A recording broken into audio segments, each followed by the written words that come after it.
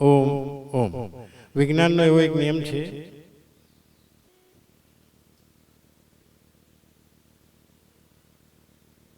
સમાન ધ્રુવો વચ્ચે અપાકર્ષણ થાય અને અસમાન ધ્રુવો વચ્ચે આકર્ષણ થાય. આવો નિયમ છે. આપણે નાના હતા ત્યારે વિજ્ઞાનમાં ભણેલું, પણ અધ્યાત્મમાં એનાથી ઉલટો નિયમ છે. અધ્યાત્મમાં એવો નિયમ છે કે સમાન સમાન એકબીજાને આકર્ષે છે.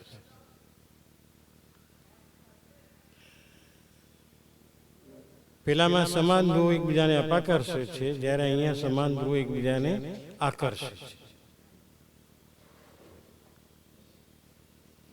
આજે આપણે સત્સંગીઓ ભેગા થયા એનો એક આનંદ આવે છે, કારણ કે બધા જ સમાન છે, સમાન રીતે વિચારસરણી વાળા છે, સમાન રીતે પરમાત્માને પામવા માટેની ઈચ્છા ધરાવનારા છે, જિજ્ઞાસા ધરાવનારા છે.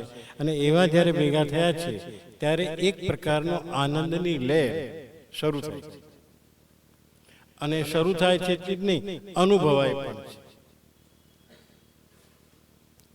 આજે સૌ આપ સત્સંગ પ્રેમી ભાઈઓ બહેનોને મળીને જે આનંદ થયો છે આનંદ વ્યક્ત કરું છું, અને સાથે સૌમાં બેઠેલા એક પરમાત્માને હું વંદન કરું છું.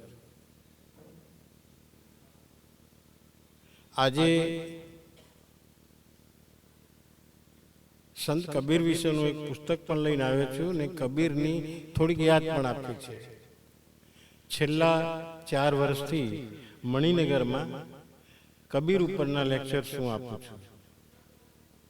આજે કબીરનો નિર્વાણ દિન છે ને આજે અહીંયા જ આવ્યો, એટલે પછી કબીરને યાદ કર્યા સિવાય તો ચાલે નહીં. એ રીતે કબીરના નિર્વાણ દિન નિમિત્તે આપણે એમને યાદ કરીએ. મહાપુરુષોના, અવતારી પુરુષોના 2 દિવસ બહુ યાદ કરવા પડે છે. એક તો એમનો જન્મ દિવસ, પણ એને આપણે જન્મ જયંતિ કહીએ છીએ, કારણ કે એમનો જન્મ પરમાત્માએ કંઈક કાર્ય એવું કરવા માટે, જીવોના કલ્યાણ માટે, જીવોના ઉત્થાન માટે, જીવોની ઉન્નતિ માટે એમને કાર્ય સોંપીને અહીંયા મોકલવામાં આવ્યા છે. અને એ લોકો જિંદગીના અંત સુધી કોઈ પણ જાતની ફરિયાદ, કોઈની પણ સાથે વિરોધ કર્યા સિવાય એ પોતે પોતાનું જીવન પસાર કરે છે અને કેટલાયનું કલ્યાણ કરીને જાય છે. સૃષ્ટિમાં વારે ઘડીએ ભગવાનને આવવું પડે એને ઠીક લાગતું નથી, પણ એ જાણે છે કે હું મારા પ્રતિનિધિને મોકલીને મારું કામ કરાવી લઈશ. એ રીતે કબીરે આવીને પણ એમનું કામ કરેલું. 120 વર્ષ જીવ્યા, આખું ભારત ભ્રમણ કરેલું. અને એમાં એ આપણા નર્મદા કિનારે જે કબીર વડ છે એમના નામે છે, એમના દાંતણથી રોપાયેલો એ વડ. અને આજે પણ એ આપણી ગુજરાતની યાદ છે કે ભાઈ અહીંયા કબીર આવેલા. આ રીતે કબીરના નિર્વાણ દિવસે આપણે એમને યાદ કરીએ છીએ, પણ ખાલી યાદ કરીને નહીં, એમના 2, 4, 5 દુહા આપણે જો લઈએ અને આપણામાં કંઈક એવું પ્રાપ્ત થાય જેથી કબીર આપણને જે સંદેશ આપે છે એ સંદેશ આપણને આપણા જીવનને પણ ચરિતાર્થ કરે. એમના જાણીતા દુહા જ હું લઈશ. અત્યારે કોઈ વધારે લેક્ચર આપતો નથી, બહુ ટૂંકમાં કબીરને યાદ રૂપે આપણે કેટલીક વાતો કરી છે.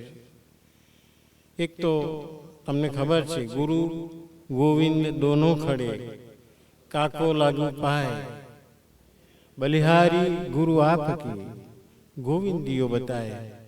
ગુરુ અને ગોવિંદ બેવ ખડા છે. એમાં પહેલા કોને પગે લાગ્યું? કારણ કે બેવ મોટી હસ્તી છે, પણ છતાં કબીરે કહ્યું પહેલા ગુરુની બલિહારી કીધી કે ભાઈ ગુરુ તમે હતા તો અમને પરમાત્મા સુધી પહોંચાડ્યા, એટલે પહેલા તો વંદન હું તમને કરું છું. આમ કરીને ગુરુનો મહિમા બતાવ્યો છે. ગુરુ એટલે બીજું કોઈ જ નથી, જે સત સાથે જોડી આપે એનું નામ ગુરુ, જે સતનો પરિચય કરાવે એનું નામ ગુરુ, જે સતને સાથે જોડે એનું નામ ગુરુ, જે સતની સાથે તમને એકાકાર કરી આપે એનું નામ ગુરુ. જે સત અને એ સતનો કેમ આપણે એકાકાર કરવાનો છે? જીવનમાં સહેજ યાદ કરશો, શાંતિથી અત્યારે બેઠા છો તમે, તમારા આખા જીવનને યાદ કરશો.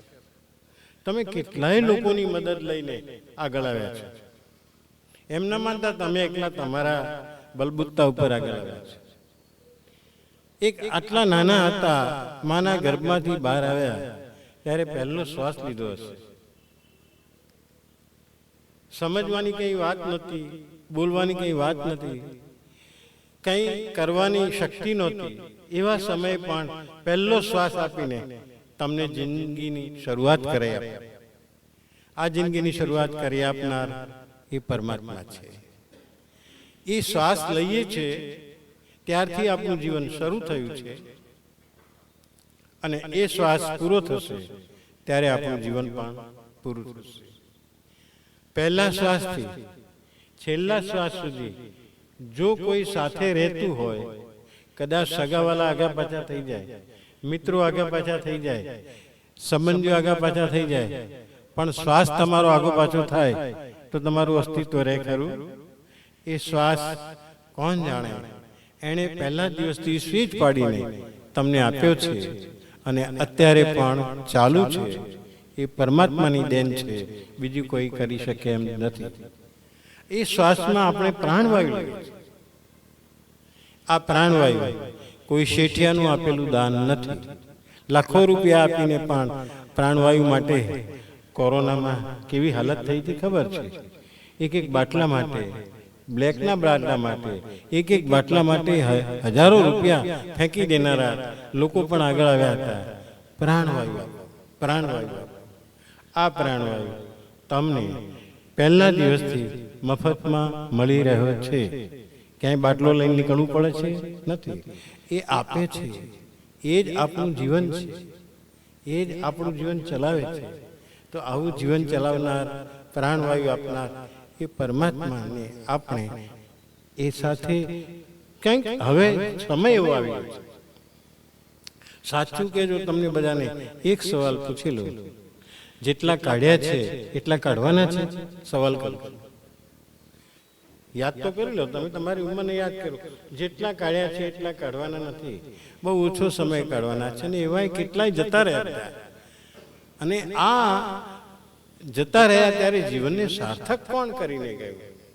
જેણે પરમાત્મા સાથે છેક છેલ્લી ઘડી સુધી સંબંધ રાખ્યો, જેણે પરમાત્માના નામનો સંબંધ રાખ્યો, સ્મરણ રાખ્યું, એ લોકો ખૂબ શાંતિથી અહીંયાથી ગયા છે. અને સાચું કહ્યું, આપણા જીવનના આ તબક્કે તો આપણને એક વાર તો વિચાર આવી જાય કે હવે મોત સારી રીતે આવે તો સારું. હું મોતની વાત કરું છું પણ ખોટું નહીં લગાડતા, પણ કરવી પડશે. તમને એક વાર તો એવું થઈ જાય કે મોત સારી રીતે આવે તો સારું.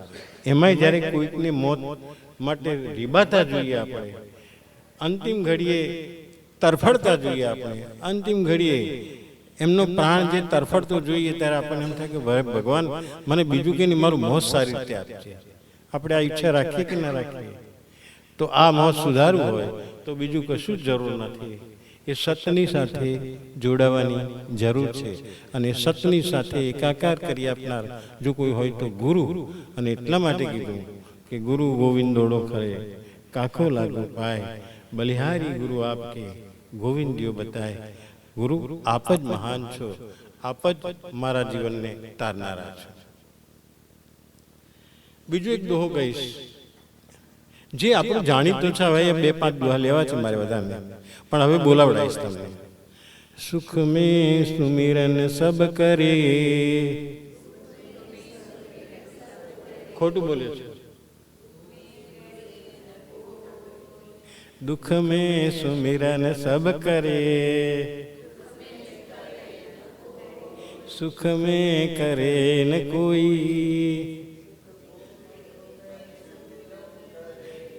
जो सुख में સમજી ગયા છો તમે બધા? અચ્છા. માણસને એટલે એમ કે દુઃખ આવે ત્યારે ભગવાનને યાદ કરે. આપણે એવા દુઃખી નથી. આપણે સુખમાં પણ એને યાદ રાખીએ એ પરમ તત્વનું સંધાન રાખીએ તો કહે છે કે દુઃખ તમને જિંદગીમાં સુધી આવશે. પણ કોઈકને કદાચ શંકા જાય કે અમે તો બહુ દુઃખી છીએ, અમારે તો આટલું બધું દુઃખ છે. આજે આ પ્રવચનમાં તમારા ઘણા બધા પ્રશ્નોનું સમાધાન કરી આપીશ. ચિંતા ન શાંતિથી બેસો. હું પણ શાંતિથી તમારી જોડે વાતો કરવા જ આવ્યો છું. એ રીતે આપણે કેટલીક વાતો સુંદર મજાની કરીશું.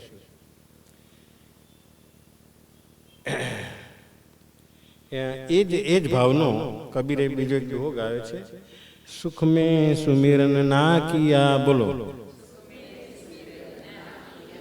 दुख में किया याद, कहत कबीरता दास की, कौन सुने फरियाद. સમજાય એવી વાત છે, તરત જ સમજાય એવી વાત છે કે તમે સુખમાં એમને યાદ ના કર્યા અને દુઃખમાં કરો તો પછી તમારી ફરિયાદ કોણ સાંભળશે? એટલે આપણી ફરિયાદ સાંભળે એટલા માટે સુખ હોય કે દુઃખ હોય બધામાં એને આપણે યાદ કરીએ અને એમાં સુખમાં વધારે. પછી ત્રીજો એક દોહો લઈ લઉં છું. માલા ફેરત જુગ ભયા, ફિરાન મન કા ફેર, कर का मन का डार दे, मन का फेर. થોડું ઊંડાણથી સમજવું પડે એવું છે. માલા ફેર જગ ભયા, જુગ ભયા, આખી જિંદગી માલા ફેરવી ફેરવી ફેરવીને અને વળી પાછા ગૌરવથી ગયા ભગવાનનું નામ બહુ લઈએ છીએ. હું દિવસની 11 માળા કર્યા વગર મારે ખાવાનું જ નહીં. હવે 11 માળા એટલે ગણતરી કરી.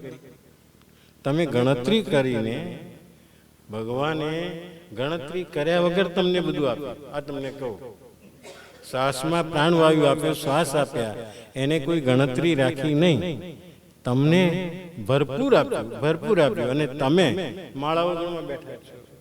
એટલે કે ભાઈ માળા ના ગણો એવું કહેવા માંગે છે. માળા ગણવાની હોય તો શનું, તમારે શું કરવાનું છે? ફીરા મન કા ફેર, તું મનનો મણકો ફેરવ, બસ આટલું કે છે. તમારે જે ફેરવવાનું છે એ મનના મણકાને ફેરવવાનું છે. હવે એવું કીધું કે કરકા મન કા ડાર દે, કરકા મન કા ડાર દે, એટલે કે તું આજે જે મણકા ફેરવે છે ને એને ફેંકી દે. મણકા ફેરવે છે એ જે ગણે છે એને તું ફેંકી દે એમ કે છે. પણ મનકા ફેર, પણ મનનો જે મણકો છે એને તું ફેરવ. મનનો મણકો ફેરવવો એટલે આ મન સંસાર તરફ જાય અને પરમાત્મા તરફ જાય. કોના તરફ વધુ જાય છે તો તમે જ નક્કી કરી શકો.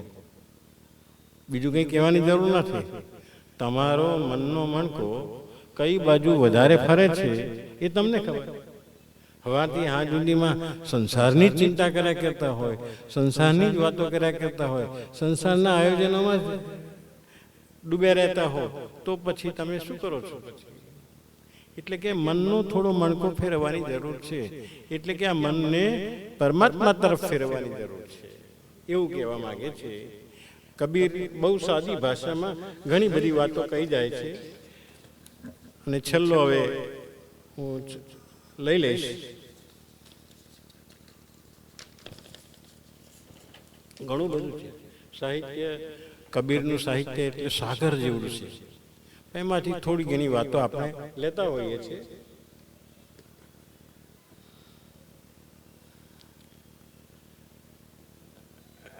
એને સુંદર મજાની વાત કરી છે. આપણા સાંસારિક દ્રષ્ટિએ વાત કરેલી છે. નિંદકની અરે રાખીએ, આંગન કૂટી છવાય, બિન પાણી સાબુન બિના, નિર્મલ કરે શુભાય.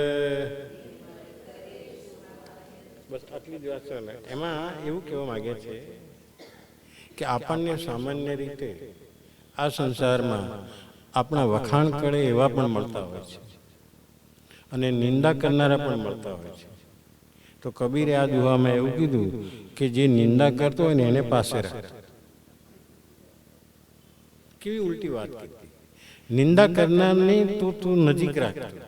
આપણે પ્રશંસા કરનારને ઘેર બોલાવીએ છીએ. આઈને ભાઈ, આઈને ભાઈ, આઈને ભાઈ, કારણ કે તમારે બે શબ્દો સાંભળવા છે સારા.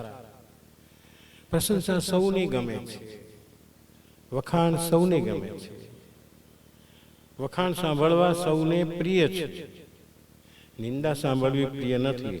એટલે નિંદા સાંભળનારને આપણે શું કરીએ? દૂર હટાવીએ છીએ, એનાથી દૂર ભાગીએ છીએ. જ્યારે કબીરે ઊંધું કીધું કે જે નિંદા કરનાર હોય ને એને નજીક લાવતા. કારણ સાબુ વગર અને પાણી વગર કપડાં સાફ કરનાર જો કોઈ હોય તો આ નિંદા કરનાર છે. તમારા મન રૂપી કપડાને જો કોઈ સાફ કરનાર હોય તો જે નિંદા કરનાર છે ને એ વગર સાબુએ અને વગર પાણીએ સાફ કરશે. તમારા મનને સ્વચ્છ રાખવા માટે જો તમારે વધારે જરૂર હોય તો નિંદા કરનાર, કારણ કે નિંદા કરનાર તમને તમારા દોષ બતાવે છે. શું બતાવે છે? દોષ બતાવે છે. આપણે એક તો આપણા દોષ જોઈ શકતા નથી, હોય તોય દેખાતા નથી. આપણને બીજાના દોષ બહુ દેખાય છે પણ આપણા દોષ દેખાતા નથી. આપણા દોષ જોનાર કોઈ હોય તો આપણી ટીકા કરનાર એ આપણા દોષ જોઈને બતાવે છે. અને એટલે વગર સાબુએ અને વગર પાણીએ આપણા મનના કપડાને સ્વચ્છ કરનાર જો કોઈ નિંદા કરનાર, તો કે નિંદા કરનારની સંગત તમે રાખજો. કેટલી ઉલટી વાત અને કેટલી અઘરી વાત. આ અમલમાં મૂકવી બહુ અઘરી વાત છે. હા, તમને કહું, આ વાત સહેલી નથી. પ્રશંસા કરનારને તો બોલાવીએ, બેસાડીએ, જમાડીએ, બધું કરીએ. નિંદા કરનાર પાસે તો જવાનું મન ન થાય, એની પાસે બોલવાનું પણ મન ન થાય. સહેજ તમારી નિંદા કોઈક કરી એવી સાંભળી કે ગયા કામથી એનો સંબંધ જ કાપી નાખશે. આ રીતે નિંદા કરનારનો એમને મહિમા ગાઈને વાત કરી. આ રીતે આપણે કબીરને 5 દુહા કરીને એમને શ્રદ્ધાંજલિ હૃદયથી અર્પીએ છીએ. કબીરે મેં તો તારણ કાઢ્યું આખું. કબીરે જે રચના કરી છે ને, આપણા આંબેડકરે અને જે બંધારણ કમિટીએ બંધારણ બનાવ્યું છે, એ બંધારણનો ઉપયોગ કોણ કરે છે? સુપ્રીમ કોર્ટ કરે છે. ભાઈ, આ બંધારણ પ્રમાણે તમારો આ ન્યાય છે. આપણા જીવન, આખા જીવનનું બંધારણ, આખા જીવનનું, અને આ બધાના જીવનનું, પાછા એકનું નહીં, બધાના જીવનનું જો કોઈ બંધારણ કોઈએ નક્કી કર્યું હોય ને તો કબીરે નક્કી કર્યું. કબીરના જીવનમાંથી બધું જ મળી જાય. એટલે હું તો એમને જીવનના બંધારણના ઘડવૈયા કહું છું. એટલે જો સમય હોય અને કદાચ એવી તીવ્ર જિજ્ઞાસા જાગે તો કબીરના દુહાઓ વાંચજો, એના અર્થને સમજજો, તો તમને ઘણું બધું જાણવા મળશે. બહુ મોટો સત્સંગ થઈ જશે. સત્સંગ કરવો છે, સત્સંગ ક્યાંથી કરવો, એવા ઘણાને પ્રશ્ન થાય છે. ત્યારે આ કબીરના દુહાને આપણે યાદ કરવા જોઈએ.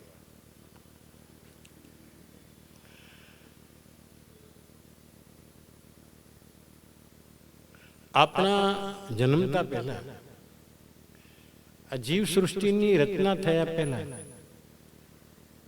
ખબર છે તમને પરમાત્માએ શું કર્યું છે? આ જીવ સૃષ્ટિના કલ્યાણ માટેનું સાહિત્ય પહેલા રચ્યું છે. કે હું જીવ સૃષ્ટિ પેદા તો કરું છું, પણ એનું કલ્યાણ કરવા માટેનું તૈયારી પહેલા કરી.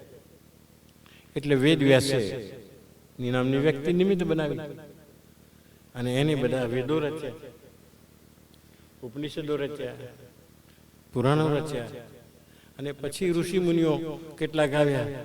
એ ઋષિ મુનિઓ ઉપનિષદોના સાર કીધા, એ ગીતામાં આવી ગયા. અને આ બધું જે કંઈ છે એ શેના માટે છે?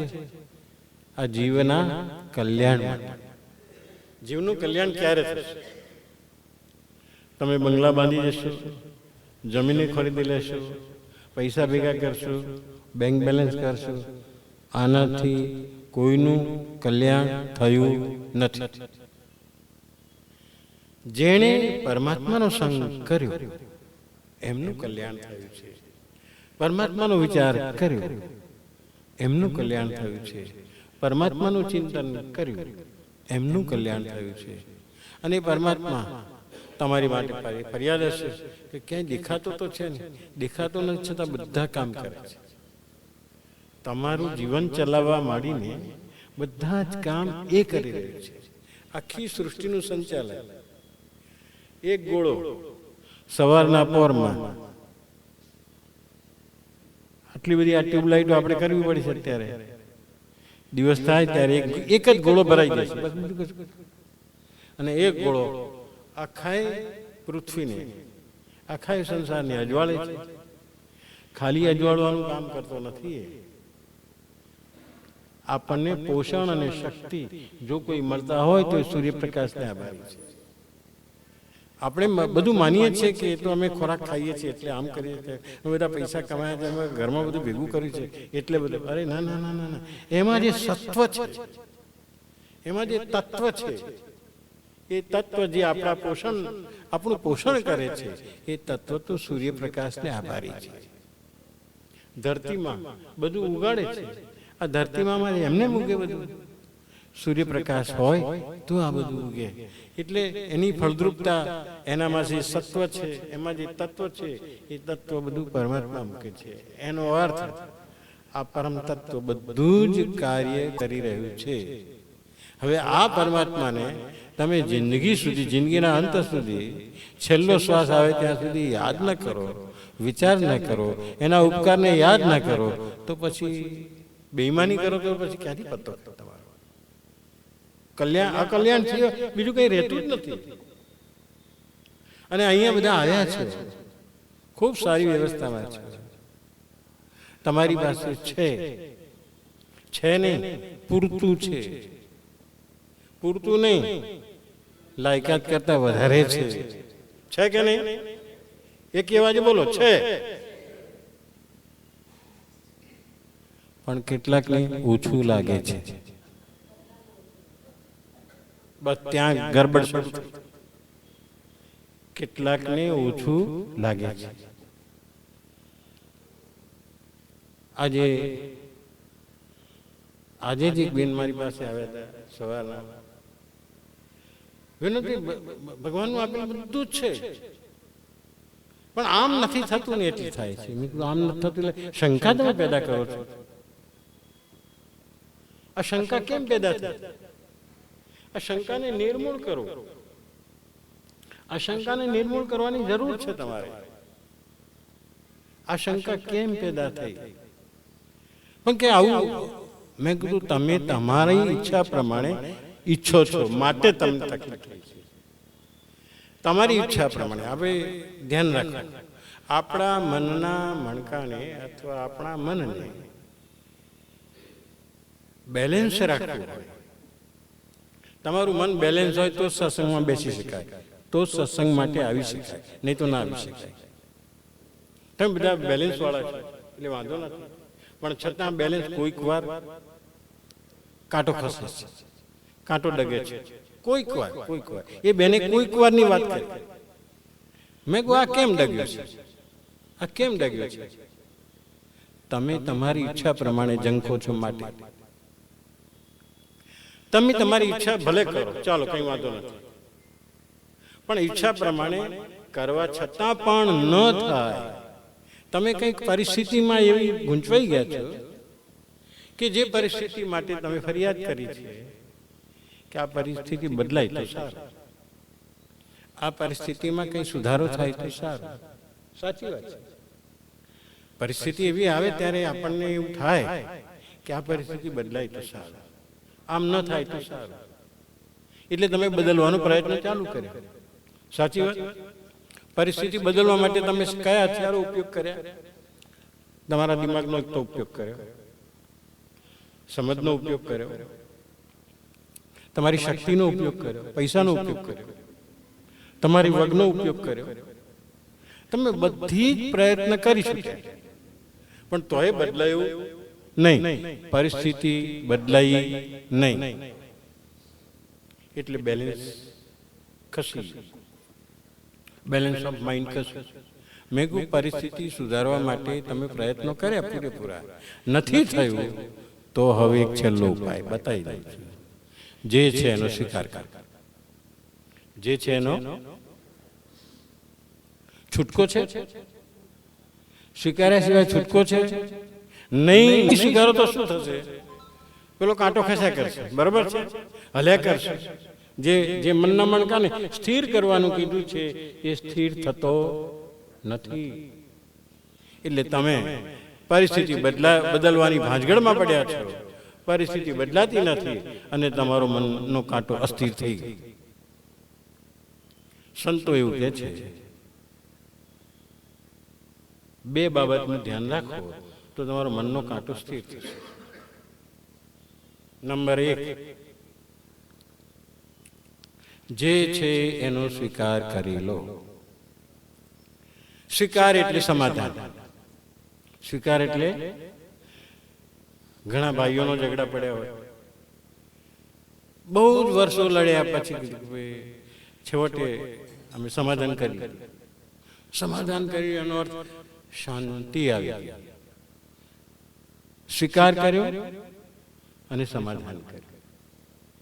બોલો સાચું કહેજો, આટલું બધું હોવા છતાં, પૂરતું હોવા છતાં, લાયકાત કરતા વધારે હોવા છતાં કોઈક વાર કાંટો આવો ખસતો હોય તો જે પરિસ્થિતિ છે એને બદલવાની ભાંજગડ કરશો નહીં, નહીં તો મરણ પથારી સુધી એ પરિસ્થિતિ બદલાશે નહીં. માટે તમારે શું કરવાનું છે? જે છે એનો પૂર્ણપણે સ્વીકાર, પૂર્ણપણે સ્વીકાર. કેમ? તો હું મારી ઈચ્છા પ્રમાણે થતું નથી, એની ઈચ્છા ચાલી રહી છે. બસ આ તો કરો કે ના કરે? એની ઈચ્છા હવે આ જ છે, માટે એનો મારે સ્વીકાર કરવો જોઈએ. એનો સ્વીકાર કરો એનો અર્થ તમે પરમાત્માની શરણે ગયા છો. આ સાચું સમાધાન કહું છું કે નહીં? બરાબર કહું છું કે નહીં? હું કહું છું માટે જબરજસ્તી ના સમજો. તમને સમજાય છે? તમારી હૃદય હાકે છે કે વાત સાચી છે? મારો કાંટો ધ્રુજવો જોઈએ નહીં, માટે હું કહું છું બરાબર છે. એટલે વિનોદભાઈ કહે છે માટે નહીં, કોઈ કહે છે માટે નહીં, ફલાણા સત્સંગમાં કીધું માટે નહીં, પણ તમને પોતાને લાગતું હોય કે નાના વાત સાચી, મેં મારા બધા પ્રયત્નો કરી છે, છતાં હવે જ્યાં છે તે એ જ પરિસ્થિતિનો મારે સ્વીકાર કરી લેવો પડશે, કારણ કે એ એની ઈચ્છા છે. એની એટલે પરમાત્માની. બરાબર છે? એક તો આ સમાધાન. બીજું સમાધાન, સામાન્ય રીતે આપણે સુખ અને દુઃખ સાથે બહુ જોડાયેલા છે. કેમ છો? સુખી છો? મજામાં છો? આપણને સુખ અને દુઃખ સાથે બહુ જ નાતો છે. પણ એની એ બેથી ઉપર એક વસ્તુ છે અને એ છે આનંદ. જે સુખ પણ નથી, દુઃખ પણ નથી, આનંદ છે. તમારી આનંદની સ્થિતિ એ તમારું પરમાત્મા સાથેનું જોડાણ છે, એ પરમાત્મા સાથેનું સંધાન છે. સુખ અને દુઃખથી ઉપર છે. સુખ અને દુઃખ તો ઉપર. સુખ તો ઘણી વખત હું તો એમ કહું છું, સુખની વ્યાખ્યા આપતા એકવાર મારા મગજમાં ચિંતન આવ્યું કે તમે સુખી છો જ નહીં, તમે દુઃખ ઓછું કરવાનો જે પ્રયત્ન કરો છો ને થોડું દુઃખ ઓછું થાય છે, એને શું સમજો છો? સાચું સુખ તો છે જ નહીં તમારી પાસે. દુઃખને ઓછું કરવાના પ્રયત્નમાં જ્યારે સફળ થાવ છો ત્યારે તમે તમારી જાતને સુખી અનુભવો છો. આ સુખ તો આભાસી છે ભાઈ. તમે દુઃખ ઓછું કરવામાં કર્યું છે. સાચું કે જો માથું સખત દુખતું હોય, આપણે એનેસિન લઈએ છીએ, ટીકડી લઈએ છીએ, એટલું બધું માથું ફાટી જતું હતું અને જેવું ટીકડી લીધી, અડધો પોણો કલાક રાહ જોઈએ આપણે અને થયું ત્યારે જે એ વખતે અનુભૂતિ થાય છે ને, ત્યારે આપણે સુખની અનુભૂતિ કરીએ છીએ. મારા જેવું કોઈ સુખી નથી. વળી પાછું ક્યારેક માથું દુખશે નક્કી નથી, હા ધ્યાન રાખજો. પણ આપણે દુઃખને ઓછું કરવાનો પ્રયત્ન કર્યો અને માની લીધું સુખ.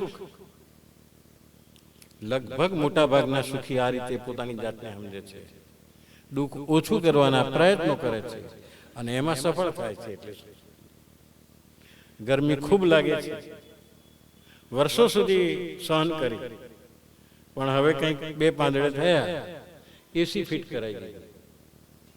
હા, તમે જોયું હશે ઘરમાં એસી અમુક સમયે આવ્યું હશે, એમને પહેલા દિવસે બધું નહીં આવ્યું, પહેલા દિવસે બધી સગવડો નહીં આવ્યો, અમુક સમય આવ્યો હશે અને એ થયું એટલે આપણે સુખનો અનુભવ કર્યો. ટૂંકમાં આપણે દુઃખને ઓછું કરવાનો પ્રયત્ન કરીએ. આપણામાં એવી આવડત તો છે જ. ખૂબ ઠંડી લાગે ત્યારે સ્વેટર પહેરીને આપણે ઠંડીનું રક્ષણ કરીએ છીએ, પણ એનો અર્થ એ થયો કે આપણું સુખ અને દુઃખમાં આવા ઉલઝાયેલા રહે. દુઃખ ઓછું કરવાની ભાંજગડો કરતા કરતા કરતા જે થાય એ ભાંજગડમાં સફળ થયા એટલે મારા જેવું સુખી બીજું કોઈ નથી, આવું સમજાય છે. પણ સુખ અને દુઃખથી ઉપર એક આનંદ છે. એટલે સંતોએ સરસ મજાની વાત કરી. તન તંદુરસ્ત, મન સ્વસ્થ અને આત્મા આનંદમાં. આવી આનંદની સ્થિતિમાં જીવવા માટે ટેવાઈ ગયો. આવી આનંદની સ્થિતિમાં આત્માને ડૂબાડી અને ડૂબાડવાની કળાઓ છે. એ કળામાં આ એક કળા છે સત્સંગ, બીજું કશું નથી. તમે જે આવો છો અને ખૂબ ભાવ રાખો છો, સત્સંગમાં જવું છે એવું કીધું. પૈસો આધાર ન બનાવતા અશોકભાઈ, પૈસો આધાર ન બનાવતા. એમણે સર વાત કરી કે ભાઈ જોઈએ, વાત સાચી છે, જોઈએ આ બધી વ્યવસ્થા ઊભી કરવા માટે જોઈએ, એ વાત સાચી, પણ એનો આધાર નહીં બનાવવાનો. પાયો એ નથી. પાયો સત્સંગની ઈચ્છા છે, તીવ્ર ઈચ્છા છે. હવે તીવ્ર ઈચ્છામાં બધું સીધે સીધું આવતું નથી, બધું સીધે સીધું મળતું નથી. કંઈક આપણે કંઈક ત્યાગવું પડે છે, કંઈક ભોગવવું પડે છે, કંઈક છોડવું પડે છે, આવું બધું આવે છે.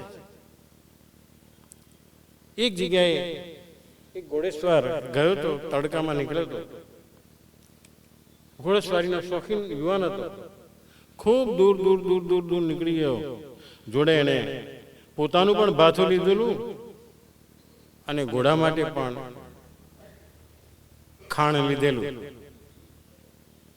એ ખાણ લઈને એને થયું હવે ઘોડો ભૂખ્યો થયો હશે, હું પણ ભૂખ્યો થયો છું, લાવ ખવડે. ખાધું, સરસ મજાનું જમ્યા. બોલો, સરસ મજાનું જમ્યા પછી ફેન્ટા કોકા કોલા જોઈએ, પાણી જોઈએ, તું મને કહો શું જોઈએ? જળ જોઈએ.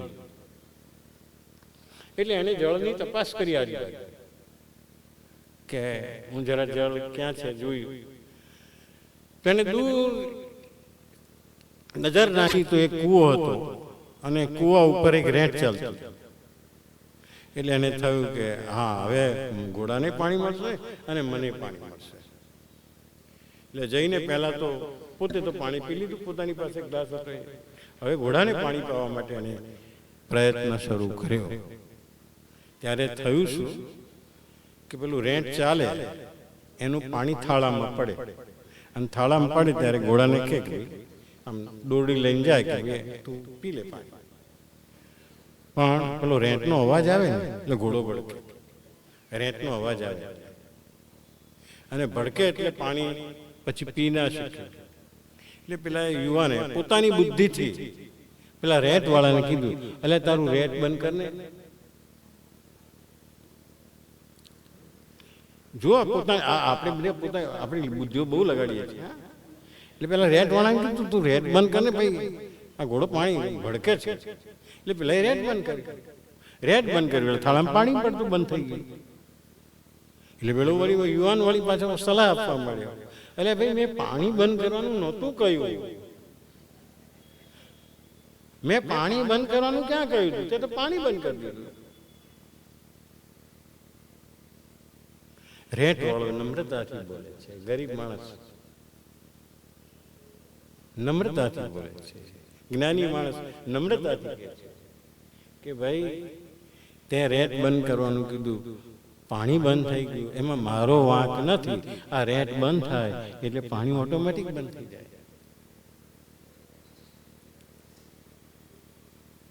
તારે જો ઘોડાને પાણી પીવડાવવું હશે તો આ રેટના અવાજ સાથે એને સેટ કરી દે. થોડી વાર પ્રયત્ન કરતો રહે. આપણે બધા રેટના અવાજમાં તરસા રહી ગયા. સત્સંગમાં થોડું પણ આવવું હોય, રેટનો અવાજ ચાલુ છે. મહેમાનનો ફોન આવે, મારે આ જવાનું છે, કોઈકને કંઈક પ્રસંગ આવે, કોઈકને કંઈક આવે, કંઈક આવે, આ રેટ ચાલુ જ છે, સતત ચાલુ છે. તમારે તરસ છીપાવી હશે તો ચાલુ રેટે પાણી પીવું પડશે, ગેરંટી સાથે. તમે આ દિશામાં આવ્યા છો, ચાલુ રેટે આવ્યા છો. તમારા કામ અટકી ગયા છે કે તમે કામ કશું નથી એટલે અહીં આવ્યા છો કે જમવા માટે આવ્યા છો? ના, જમવાનું ઠીક છે, નિમિત્ત છે, બાકી કઈ એને માટે આવ્યા છે એવું નથી માનતો. તમારા ચાલુ રેટે તમે આવ્યા છો કારણ કે તમને તરસ લાગી છે. તરસની પણ કિંમત છે, ભૂખની પણ કિંમત છે. આપણે રોટીની કિંમત કરી પણ ભૂખની કિંમત નહીં કરી. પાણીની કિંમત કદાચ કરી, કેટલાકે કરી. હા, એક ગાડી પસાર થતી હતી, ત્યાં એક બિચારી છોકરી પોતાની રોજી રોટી માટે માટીનો ઘડો લઈને પાણી અંદર મૂકીને પર ઢાંકણું ઢાંકીને ગ્લાસ મૂકીને પાણી પાણી ઠંડુ પાણી ઠંડુ પાણી માટલાનું ઠંડુ પાણી, બરફવાળા પણ ભરતા હોય પણ એને ખાસ કહ્યું માટલાનું ઠંડુ પાણી. વાહ, અહીંયા માટલાનું ઠંડુ પાણી લેવાય છે, આ બરફનું નહીં. જે તરસ વધારે ઉઘાડે એવું નહીં, તરસ છીપાવે. એટલે એક છોકરાએ એક યુવાને કીધું કે ભાઈ એક ગ્લાસ પાણીનું શું લે છે? એટલે પેલી બિચારીએ કીધું કે 2 રૂપિયા. એટલા બધા તો હોતા હશે, થોડા ઓછા કર. પેલી હેડવાજ મળી. એટલે કે મને ઊભું તે રહે, ઊભી તે રહે, કેમ ના ચાલવા માંડી? કે જેને તરસ લાગી હોય કોઈ દિવસ ભાવ પૂછે નહીં. જેને તરસ લાગી હોય એ કોઈ દિવસ ભાવ પૂછે નહીં. તને તરસ લાગી નથી.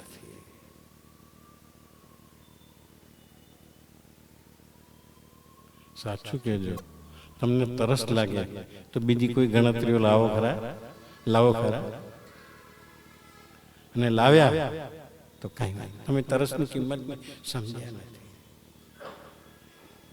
પેલી છોકરીએ કીધું તરસ લાગી હોય એ લોકો કોઈ દિવસ ભાવ પૂછે નહીં અને ભાવની વધઘટ પણ ન કરે, કારણ તરસ જ લાગી નથી. સાચી તરસ લાગી અને આપણને જીવનમાં સાચી તરસ લાગી. શેની તરસ લાગવી જોઈએ ખબર પડી હવે તમને? હા, આપણને પૈસાની તરસ લાગે છે. આ તમને કહું, કેટલાને લાગે છે? કેટલા કમાયા, કેટલા ખર્ચા, એની ખર્ચો થાય ને ઓછું થાય તો તકલીફ થાય. પૈસાની તરસ લાગે છે.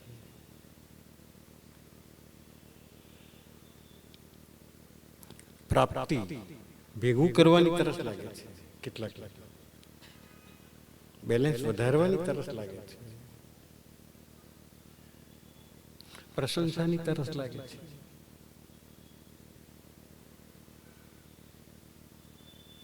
પ્રસિદ્ધિની તરફ લાગે. તરસો તો જુઓ કેટલી બધી ગણાવું છું. પ્રસિદ્ધિની પણ તરસ લાગે છે. પ્રેમની પણ તરસ લાગે છે.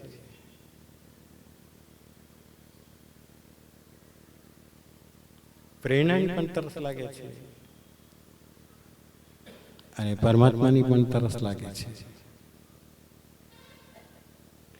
બાકીની તરસો કદાચ ટેમ્પરરી તરસ છીપાવી શકો એવું તમે પ્રયત્ન કરશો, પણ એક તરસ એવી છીપી જાય પરમાત્માને પ્રાપ્ત કરવાની, એ તરસ છીપાવો તમે તો તમે એકદમ બધી તરસોમાંથી મુક્ત થઈ શકશો. બધી તરસો તમને એકદમ ફિક્કી લાગશે. અરે હવે મને વાંધો નથી, હવે મારી સાથે ભગવાન. આજે નરસિંહ મહેતાનું ગાડીમાં આવતા આવતા ભજન ગાવાય, પેલું શું કહ્યું મેં તો મૂકી યાદ છે તમને ભજન, સરસ મજાનું ભજન.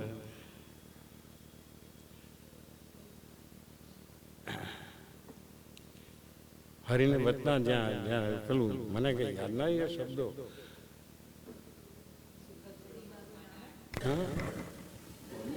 હરી મારું નાણું. ના ના, જેને બચતા જે એને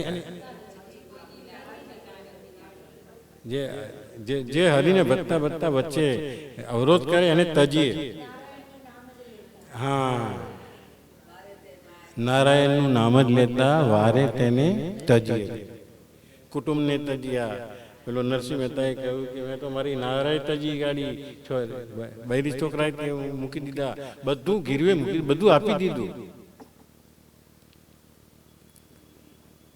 એને જ્યારે તરસ લાગે, સાચી તરસ પરમાત્માની લાગે, ત્યારે બધી તરસો ફિક્કી થઈ જાય છે. અને આ તરસ આ ઉંમરે હવે લાગવી જ જોઈએ. બીજી તરસો હવે મીટી જવી જોઈએ. બીજી તરસોનો હવે વિચાર ના આવવો જોઈએ.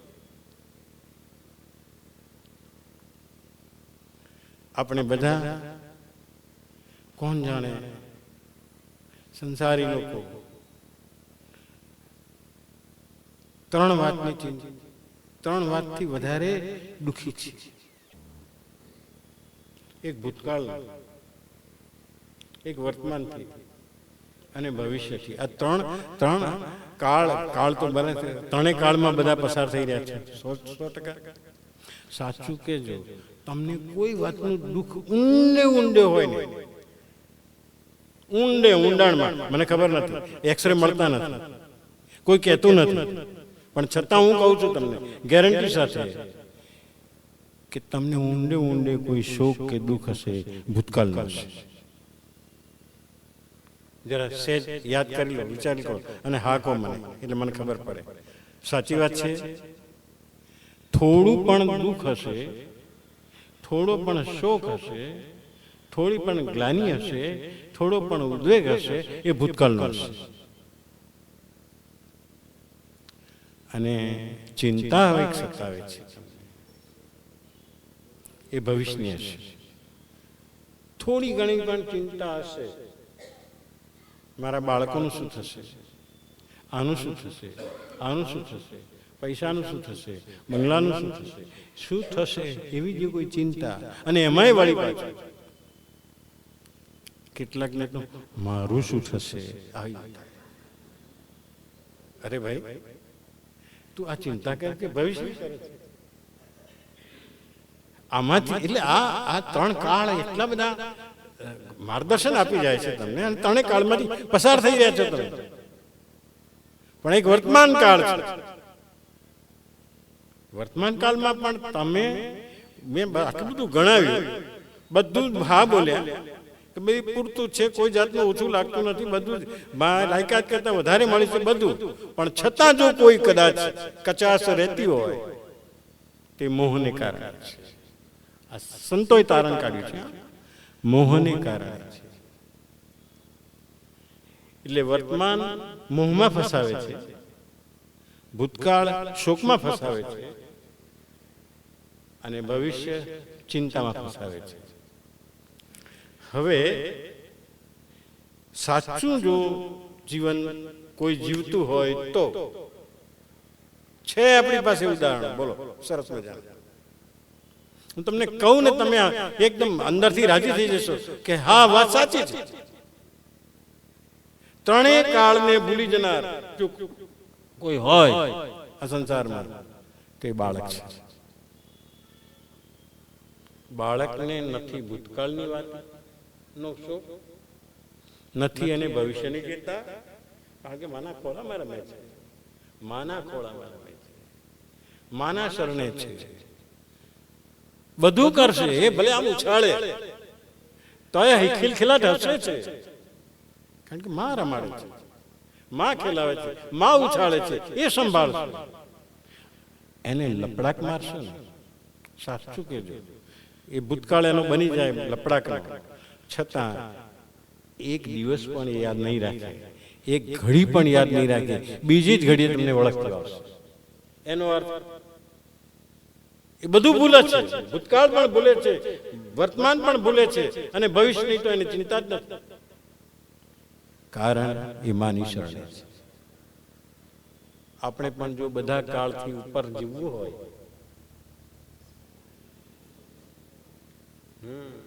બધી હમત તો બહુ પડે છે. અહીંયાથી લઈ જઈને અહીંયા બહાર નીકળ્યા પછી તકલીફ શરૂ થઈ જાય છે. મને કીધું સમાધાન મળશે, બધા સમાધાનો મળશે અહીંયા, પણ તમારે પ્રયત્ન કરવો પડશે. બાળકની જેમ જીવવાનું. બાળક નિર્દોષ છે, નિર્દોષ, એને કોઈ દોષ લાગુ અસર થતી જ નથી. પછી એ સમજણ થવા વાળે પછી શરૂ થઈ જાય. પછી આજે લાભો મારે 4 દાડા હું તમારી જોડે બોલે નહીં, એવું બને. પણ અત્યારે જયારે બાળક નિર્દોષ અવસ્થામાં છે, ત્યારે તો એક ઘડી પછી પણ તમને વળગી જાય, એ ભૂલી જાય છે કે મને મારે. તો બાળકના જેવું નિર્દોષ જીવન જીવવું. વૃદ્ધાવસ્થાની આરે છે,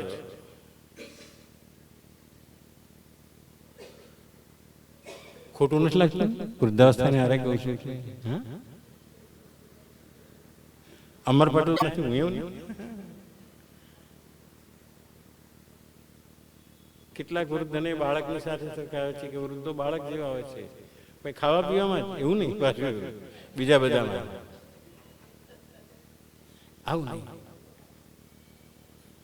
વૃદ્ધની બાળક સરખા એવું કહેવામાં આવે છે, પણ એ રીતે શાંતિથી આપણે વિચાર કરીએ કે બાળક જેવી સ્થિતિ આપણને આવે જ્યારે પરમાત્માના શરણે જઈએ છીએ, ત્યારે પણ કે આવી સ્થિતિ અમારી કેમ કાયમ રહેતી નક્કી તો થાય છે,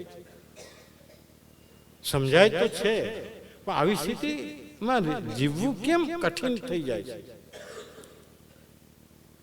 ગમે તેવું કઠિન પણ સરળ થઈ જાય છે પ્રેક્ટિસથી. સાચી વાત છે. ગમે તેવું કઠણ હોય, સાયકલ ચલાવવી કઠણ હતી, પણ છતાં પ્રેક્ટિસ કરી 3 વાર પડ્યા, 10 વાર પડ્યા, અને વળી પાછા આપણે ચાલવા મળી ત્યાં તો ક્યાં પેડલ વાગે છે ને કઈ જગ્યાએ વળી જાય છે, કઈ જગ્યાએ એક્સિડન્ટથી બચી જવાય છે, ને બધું જ વ્યવસ્થિત થઈ જાય છે. પ્રેક્ટિસ થયા પછી આ થાય છે. તો સંતોએ આટલું તો આગ્રહ રાખે છે કે ભાઈ જે પરમાત્મા તમારો આટલો બધો ઉદ્ધાર કરે છે, જે પરમાત્મા આટલા બધો એના ખોળામાં તમને સાચવે છે, તમને આજ દિન સુધી સાચવ્યા છે ને સાચવી રહ્યો છે, બધી રીતે સાચવી રહ્યો છે, તો એના શરણે જવામાં શું વાંધો છે? તો કે શરણે કેવી રીતે જવું એ પણ ખબર નથી પડતી. સાચું કહેજો, તમારા મગજમાં તમારો દીકરો અમેરિકા છે, સાચું કહેજો, દિમાગમાંથી એ નીકળી જાય ખરો? એટલું મને કહો પહેલા. યાદ રહેશે કે નહીં? સ્મરણમાં રહેશે કે નહીં? રાખી શકો છો કે નહીં? ટકાવી શકો છો કે નહીં? એ ટકાવી શકાય છે, સ્મરણમાં રહે છે. એટલે સંતોએ સરસ મજાની વાત કીધી કે પરમાત્માને સ્મરણમાં તો રાખો, કમસે કમ બીજી ભાંજગડ છોડો, સ્મરણમાં તો રાખો, યાદમાં તો રાખો, સ્મૃતિમાં તો રાખો. તમે એ ના રાખો તો પછી શું અર્થ? સ્મરણમાં તમે બધાને 24 કલાક યાદ રાખો છો, આ તમને કહું, બધું જ સ્મરણમાં છે, આ એક જ નીકળી ગયો તો પછી એ ગુનાની સજા તો આવે જ, ચોક્કસ આવે. અને સ્મરણમાં રાખો એ ભક્તોએ રાખી, સંતોએ રાખી, સિદ્ધોએ રાખી, યોગીઓએ રાખી. એને સ્મરણમાં રાખીને બધા જિંદગી પાર કરી ગયા. કોઈ જાતની તકલીફ આવી નહીં એ લોકોને. આવી જિંદગી પાર કરવા માટે પરમાત્માને સ્મરણમાં રાખો, યાદ રાખો. માળાના મણકામાં રાખવાની જરૂર નથી, માળાની ગણતરીમાં રાખવાની જરૂર નથી, પણ સ્મરણમાં તો રાખો. રૂપિયા ખર્ચવાના છે, એમાં એટલું મનકો પેલા રૂપિયા ખર્ચવાના હોય તો એ પાછી તકલીફ થાય કે આ તો આટલા રૂપિયા આપવા પડશે. એક પૈસાનો ખર્ચ નહીં અશોકભાઈ, કઈ નહીં, કોઈ ખર્ચ જ નહીં, પણ સ્મરણમાં તો રે કે ના રે. તમારું જીવન માલામાલ થઈ જશે, આ તમને કહું ગેરંટી સાથે. અને હું કહું છું કે રમણ મહર્ષિને, હું રમણ મહર્ષિને કહેતો જ નથી. તમારા જે ઈષ્ટદેવ હોય, જે દેવ હોય, જે દેવ તમને આત્મસાત થયા હોય એને રાખો, પણ યાદ તો કમ સે કમ રાખો. કોઈ યાદ રાખવાથી શું થાય એવું કે છે. વિદ્યાર્થી યાદ રાખે છે ને તો પરીક્ષામાં સફળ થાય છે, ઉત્તીર્ણ થાય છે, પહેલો નંબર, બીજો નંબર, રેન્ક લાવે છે. એની સફળતાનું એને સર્ટિફિકેટ મળે છે. તમને પણ આનું સર્ટિફિકેટ મળશે, મળશે ને મળશે. અને સર્ટિફિકેટ બીજું કોઈ જ નથી, આનંદ છે. આનંદ, સુખ અને દુઃખથી ઉપરની જે વાત કરું છું એ આનંદ છે. અકારણ આનંદ આવશે. આપણે આનંદ મેળવવા માટે તો કારણો ઉભા કરીએ છીએ, ભાંજગડો ઉભી કરીએ છીએ, વ્યવસ્થા ઉભી કરીએ છીએ, કેટલી જેમત લઈએ છીએ. આ તમને કહું, પરસેવું પાડીએ છીએ. કેટલાકને આપણા પુરુષાર્થની વાતો કરીએ છીએ, મેં આમ કર્યું, મેં આમ કર્યું, મેં આમ કર્યું, મેં આમ કર્યું, મેં કર્યું, એણે કર્યું છે તો વાત જ નથી આવતી. એ તો સ્મરણમાં આવતું જ નથી.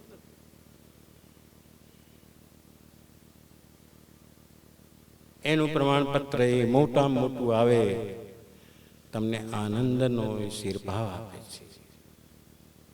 અકારણ આનંદ, કારણ વગરનો આનંદ. કોઈ વ્યક્તિ વિશે દ્વેષ ભાવ નહીં, કોઈ વ્યક્તિ વિશેની ફરિયાદ નહીં, કોઈ વ્યક્તિના દોષનું જ્ઞાન નહીં, કશું જ નહીં. અને એકદમ આનંદની સ્મૃતિ આવશે. તમે સ્મરણમાં એક અઠવાડિયું રાખી દો. હવે કોઈ કે આ પણ તો સમજાવો કેવી રીતે રાખવા સ્મરણ, બોલો. હવે દીકરાને સ્મરણમાં રાખવામાં કોઈ સમજાવવાની જરૂર પડી. હા, દીકરીને સમજાવવામાં અરે કેટલાક તો 10 વર્ષ પહેલા કોઈ કે બોલાયા ના હોય ને હરખી રીતે, એને 10 વર્ષ ઊંઘી યાદ રાખે. એ દિવસે મને હરખી રીતે બોલાયા નથી, પણ એક દાડો હું એમને ખબર કાઢીશ બરાબર. 10 વર્ષ પહેલાની વાત. તમે કેટલું બધું સ્મરણમાં રાખો છો. ન રાખવાનું સ્મરણમાં રાખ્યું છે, રાખવાનું સ્મરણ જેનું છે એને તો ભૂલી ગયા છે. એની સજા ભોગવવી જ પડે. એટલે આપણે સુખ અને દુઃખમાં રાચી રહીને આનંદને ભૂલાઈ ગયું છે.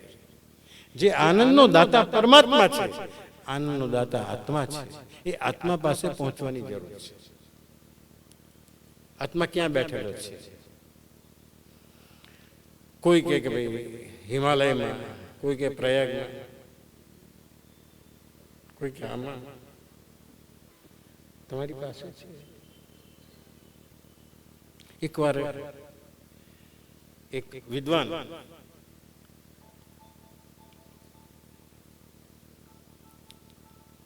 હોડીમાં બેસીને નદી પાર કરવા નીકળ્યા હતા. અને વિદ્વાનને બધા અભિમાન બહુ હોય છે. સહેજ કંઈક જાણી નથી, એમના અભિમાનથી પછડાય છે લોકો. જ્ઞાની પણ પછડાયા છે, યોગી પણ પછડાયા છે. જે અભિમાની છે પછડાયા સિવાય રહેતો જ નથી. હોડીમાં બેઠેલા અને એને કીધું કે, હોડીવાળાને કીધું કે ભાઈ તારી હોડી આમ તો નાની છે, પણ બીજા કોઈને બેસાડવાનું હું એકલો જ, તું કે એટલા પૈસા આપીશ. પૈસાનું પણ અભિમાન, જ્ઞાનનું પણ અભિમાન. તો કે હા હું પાર ઉતારી દઈશ, ચાલો મારે બીજા, મારે તો આટલો ફેરો થાય, મારા ફેરાના આટલા પૈસા એક જણા આપે કે 2 જણા આપે કે 5 જણા આપે, મારે તો આટલું મળે એટલે પૂરતું જ. બેઠા અને બેઠા એટલે વાતો શરૂ કરી. વિદ્વાનને વાતો કરવી બહુ ગમે, વિદ્વાનને ચર્ચા કરવી બહુ ગમે, વિદ્વાનને વાદ બહુ ગમે, વિદ્વાનને વિવાદ બહુ ગમે. એને વાત કરે છે ચાલે કે તું ક્યાં રહે છે ને આમ છે ને તેમ છે ને બધું આમ બોલતા બોલતા બોલતા બોલતા બોલતા પછી કે તું વેદ વિશે જાણે છે. હવે બોલો પેલા હોડીવાળાને પેલો વિદ્વાન કે તું વેદ વિશે જાણે છે? અરે ભાઈ આવી બધી વાત ના કરો મારી આગળ, હું વેદ કંઈ જાણતો નથી. કે તારી 25% જિંદગી પાણીમાં ગઈ. હાવ. પછી થોડેક આગળ ગયા અને કહે તને ઉપનિષદ વિશે કંઈ ખબર છે? અરે ભાઈ પેલો હોડીવાળો કહે કે મને કાંઈ ખબર નથી. તારી ગીતા વિશે તને ખબર છે? ગીતા શું છે? મને કાંઈ જ આ હોડી ચલાવવા સિવાય કાંઈ આવડતું નથી ને મારું પેટ ભરાય. મસ્તીમાં છે, મસ્તીમાં મસ્તીમાં. આ લોકોની જે મસ્તી હોય છે ને એ જ આનંદ છે. એમનો જે સંતોષ છે એ મોટામાં મોટો આનંદ છે. એમનું મન સંતોષથી ભરાયેલું હોય છે.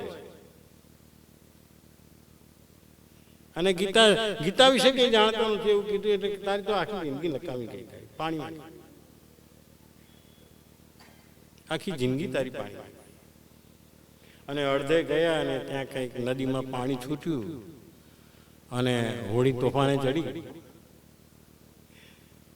ઉલટાવાની તૈયારી થઈ ગઈ. એટલે શેઠ કે વાત બંધ કરો, હવે તમને તરતા આવડે છે?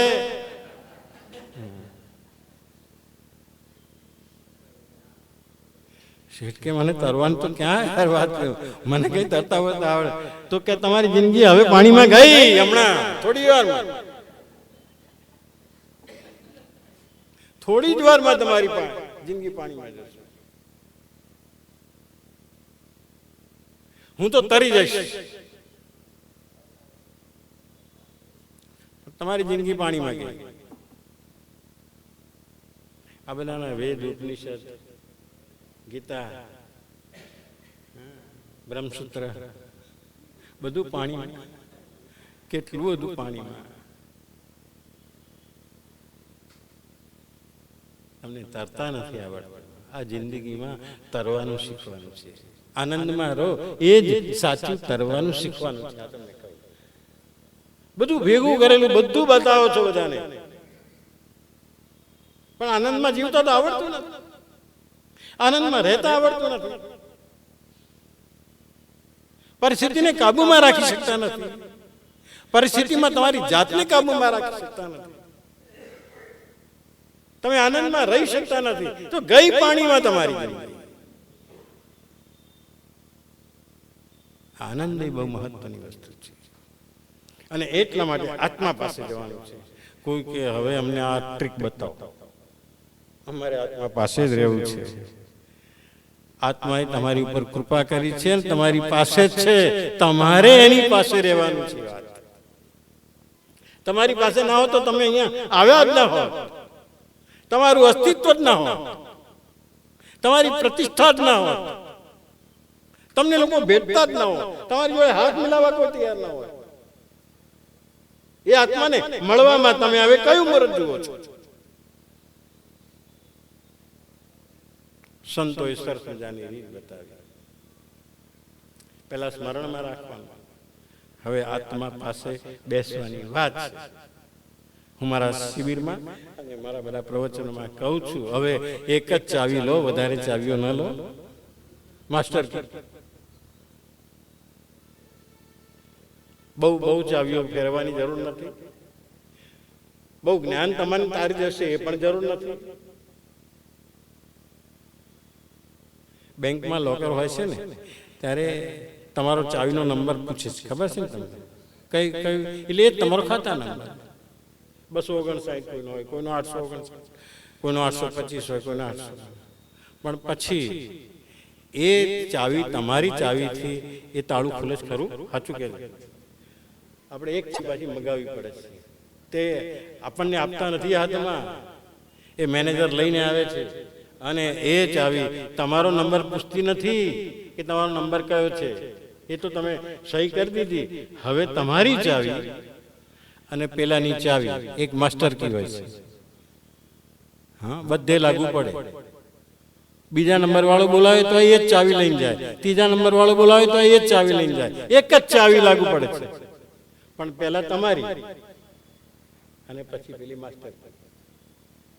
તમારી ચાવી તમારે લગાડવી પડશે. આ તમને કહું, મેં કહ્યું કંઈક કરવું પડશે, કંઈક સાધન કરવું પડશે, કંઈક પરિશ્રમ બેઠવો પડશે, કંઈક તો કરવું પડશે. બાકી તો ક્યાં પછી તમને મળે? તમે કંઈ ના કરો અને બધું મળી જાય. બીજી માસ્ટર કી આપીએ, એ લગાડીશું. એ માસ્ટર કી છે. તમારા બધાના નંબર જુદા છે, તમારા બધાના પ્રશ્નો જુદા છે, તમારા બધાના લોકરમાં દાગીના બધા અલગ અલગ છે, રૂપિયા અલગ અલગ છે, બધું અલગ અલગ છે. તમારી ચાવી પણ એક તમને આપેલી છે નંબર વાળી, એ પણ અલગ છે. પણ એક માસ્ટર કી જે બેંકનો મેનેજર લઈને આવે છે, એ લાગે, એ ખોલી જાય પછી તમારી ચાવી લાગે. તો અમે માસ્ટર કી આપીએ, એ ચાવી ત્યારે લાગશે જ્યારે તમે તમારી ચાવી લગાડશો ત્યારે. બરાબર છે? તો મેં ચાવી બધાને આપી રહ્યો છું બધાને, અને હું જે બીજાને કહું છું ને મારા માટે લાગુ કરું છું. હા, તમને કહું, કારણ કે મેં કહ્યું ભાઈ આ ચાવીઓ મને મળી, હું આનંદમાં રહી શકું તો બધા આનંદમાં રહી શકે. કંઈ બહુ મોટી અઘરી વાત નથી. અને આનંદમાં રહેવાનું બધાનું કોમન છે. સાચી વાત છે? જોઈએ છે કે નહીં આનંદ? ના જોઈતો તો ના પાડી દેજો, તો સવાલ જ નથી. ઊભા થઈને જતા જ રહો. આવા જ નહીં. બીજી વાત, આપણે આનંદમાં રહેવાની ચાવી એક માસ્ટર કી, એ છે તમે તમારી પાસે બેસો. હવે આ પણ ઘણાને નથી સમજાતું. અમે અમારી જોડે જ બેઠેલા હોય છે, અમારી જોડે કોઈ નથી હોતું, એવું કોઈ નથી હોતું કે અમે ધારીએ તો કોઈ નહીં. ના, તમે તમારી પાસે બેસતા જ નથી. અમારી ફરિયાદ છે, સંતોની ફરિયાદ છે, તમે તમારી પાસે બેસતા જ નથી. જ્યાં બેસો ત્યાં જો મન તમારું બેઠેલું હોય તો તમે તમારી પાસે બેઠા કેવા, નહીં તો નહીં. બોલો, હવે આટલો સમય તમે અને મન બે સાથે જ હો, મન ક્યાંય બહાર ગયેલું હોય નહીં, એવી કેટલી મિનિટ પસાર કરો છો દિવસમાં? એટલું બધું.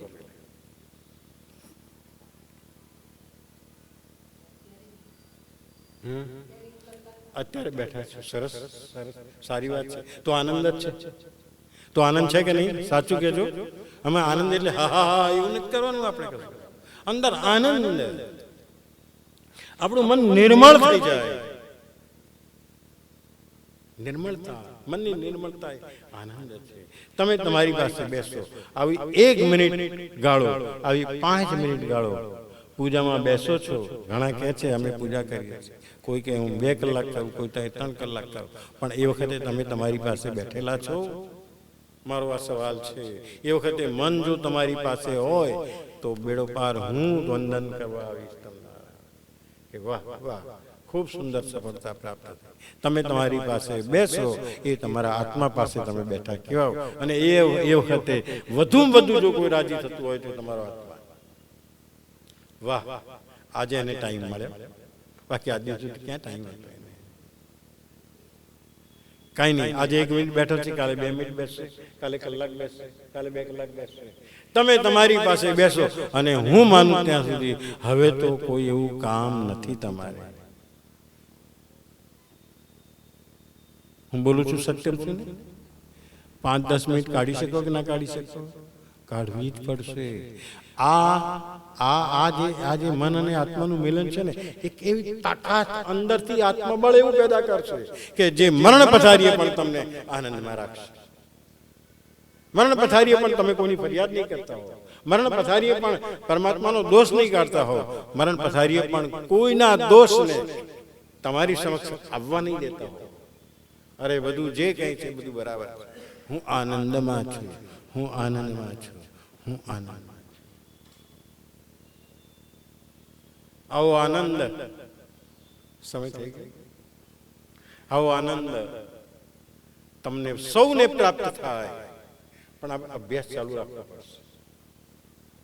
હવે જ્યારે સત્સંગ આવે ત્યારે હું પૂછીશ સવાલ કે ભાઈ કેટલા મિનિટ બેસવાની પ્રેક્ટિસ ચાલુ કરી. આ હોમવર્ક કહેવાય. છોકરાઓને કંઈક અભ્યાસ કરવા એમને આગળ વધારવા માટે એક હોમવર્ક આપવામાં આવે છે. અમે હોમવર્ક આપ્યું તમને, તમે તમારી પાસે બેસો, બસ. સમજી ગયા? અર્થ સમજી ગયા? કઈ સવાલ પૂછવો છે એમાં? એ વખતે મન બીજે ક્યાંય હોવું જોઈએ નહીં, મન બીજા કોઈનો વિચાર કરતું હોવું જોઈએ નહીં, મન બીજે ક્યાંય ભટકતું ના હોય, મન તમારી પાસે જ હોય. પણ વળી પાછી ફરી આવી. આવું કરવા બેસે છે ને ત્યારે જ મન ઊભું થઈને જતું રહેશે. આવું કરીએ છીએ ત્યારે. એને માટે હું તમને સમજાવું છું, મનને તમે મારું કહો છો. આ ચોપડી મારી છે એનો અર્થ હું ચોપડીને અહીંયા પણ મૂકી શકું, અહીંયા પણ મૂકી શકું, હાથમાં પણ રાખી શકું. મારી ચોપડી છે, હું ગમે ત્યાં રાખી શકું. મારી પેન છે, હું ગમે ત્યાં રાખી શકું. મારી પેન છે. મન પણ તમે મારું એવું કીધું છે. સાચી વાત છે. તો મનના માલિક ખરા કે નહીં? તમે મનના માલિક છો તો મન તમારું કહેવા પ્રમાણે કરે કે ન કરે? કરે કે ન કરે એ મને કહો પેલા. તમે માલિક છો માટે એને સમજાવો, હું તારો માલિક છું, તું ગમે તેમ ના દોડી શકે. થોડી વાર અહીંયા બેસ, ઓર્ડર કરો, ઓર્ડર કરો. અને મનને આવું છતાંય ભાગે, છતાંય ભાગે તો કહો તારે જ્યાં જવું હોય તો જા, હું અહીંયા બેઠો છું. આવો એકવાર ઓર્ડર કરી જોજો, તમારું મન ભટકતું બંધ થઈ જશે. મનના વિચારો શાંત થઈ જશે. મનના વિચારોને સંપૂર્ણ શાંત થવા દેવા. એ જ મહર્ષિની નિર્વિચાર સ્થિતિનું જ્ઞાન છે. એ નિર્વિચાર સ્થિતિનો અનુભવ છે. અને એ અનુભવમાં મહર્ષિએ ખૂબ સુંદર વાતો કરી છે. એના અનુભવથી માણસનું કેટલું બધું પરિવર્તન શક્ય છે એ તો જ્યારે એમનું સાહિત્ય વાંચે ત્યારે ખબર પડે. કારણ કે એમને અનુભવ મેળવેલો છે. એમના અનુભવ મેળવેલી વાતો સાંભળીને વાત કરું છું. પણ હું તો એમ કહું, એમના અનુભવની વાત જવા દો, તમે તમારો અનુભવ તો શરૂ કરો. આવા અનુભવમાં આપ સૌ તરબોળ થઈ જાઓ અને શરૂ કરો. થઈ જશે એવું નહીં છે, એ તો બેસશો ત્યારે ખબર પડશે. શરૂ કરવું પડશે, પ્રેક્ટિસ કરવી પડશે. અને આ પ્રેક્ટિસના અનુભવે તમે આત્મા પાસે બેસતા થશો. આત્મા આનંદ સ્વરૂપ છે. એ આનંદના તમે ભોગી બનશો, આનંદના તમે ઉપભોક્તા બનશો. એ આનંદ આનંદ આનંદ સુખ અને દુઃખની ઉપરની વસ્તુ છે. આ કોઈનો આધાર વગરની વાત છે.